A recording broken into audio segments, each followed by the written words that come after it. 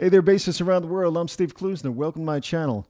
Today's lesson is walking bass lines for beginner, intermediate, and advanced players. We'll go through each section, and at the end, we'll have a play along where you can create your own bass lines.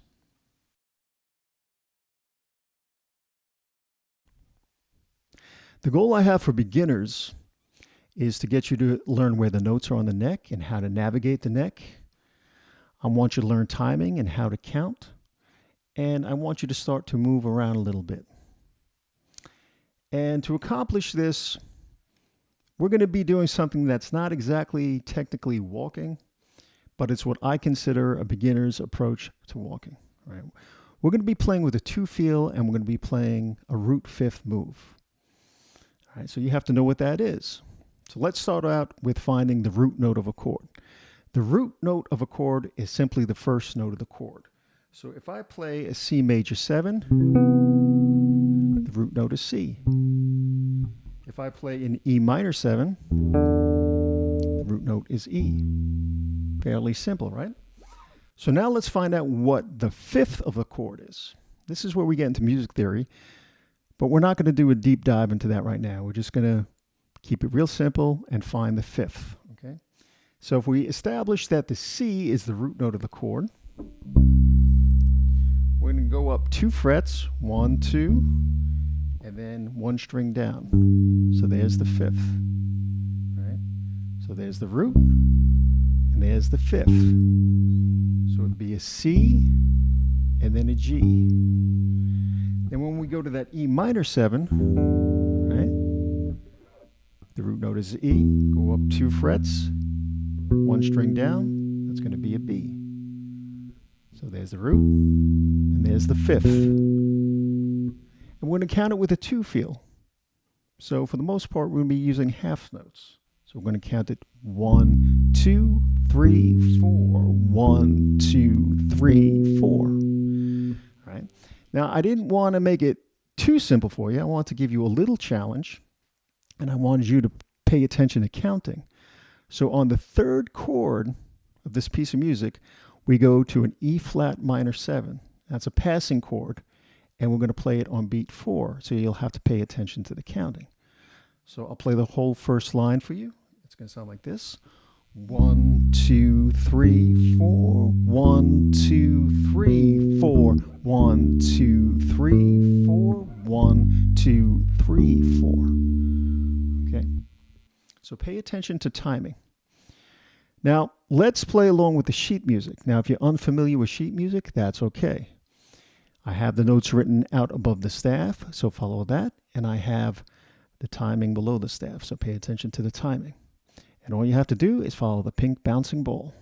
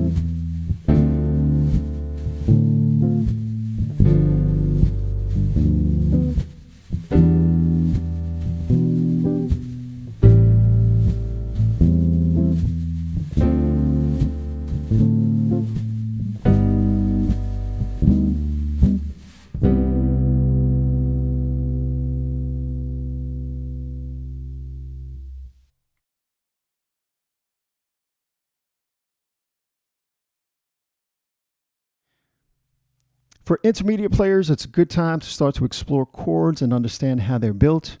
And then we could take the notes within the chord and create a walking bass line. Now we'll also be playing with a straight field, so we'll be playing quarter notes. Let's look at that first chord, that C major 7. We could play the root, the 3rd, the 5th, and the 7th. So that's going to be C, E, G, B. And we play the E minor 7. Again, root, 3rd, 5th, 7th. E, G, B, D. Passing chord, E flat minor 7 to the D minor 7, D, F, A, C. And then to the G dominant 7, we can play backwards, F, D, B, G. All right. So when we play that piece of music coming up, take note of the chords above the staff, and you could follow the chords and try to create your own bass line by using the notes within the chord. For the exercise itself, we'll be using the notes within the chord, but we'll be playing everything within this box right here, from the 7th to the 10th fret, so our wrists won't move.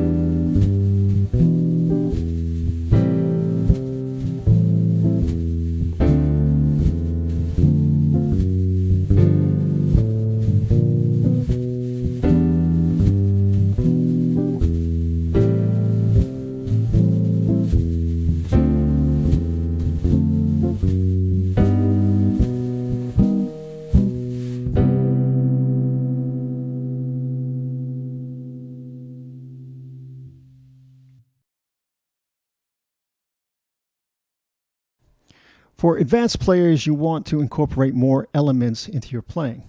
And when you hear me play this next piece of music, you'll hear me use syncopation. I'll play more melodically. I'll use dead notes and triplets. And I use all of these elements to create more of a musical conversation. Now, before we get to the piece of music, let me give you some examples. For this first example, we're going to use all the notes within that C major 7 chord as we did in the intermediate exercise. So that's C, E, G, B. But instead of using quarter notes, we're going to incorporate 8th note triplets, and it'll sound a little more melodic. All right, sounds a little more melodic. I'll do that again.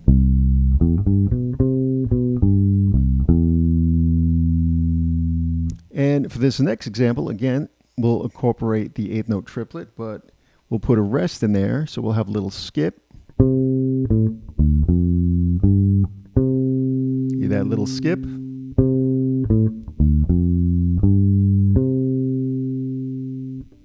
And one more example, we'll use the 8th note triplets and we'll walk down chromatically.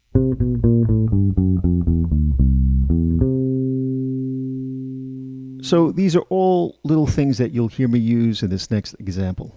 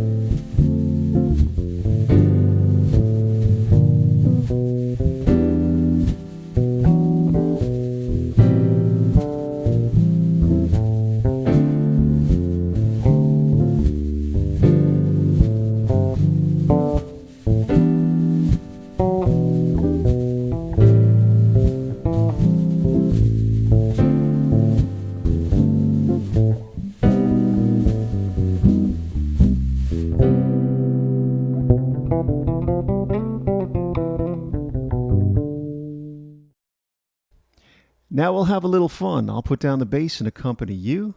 I'll play drums, guitar, and keyboard, and you can try to come up with your own bass lines.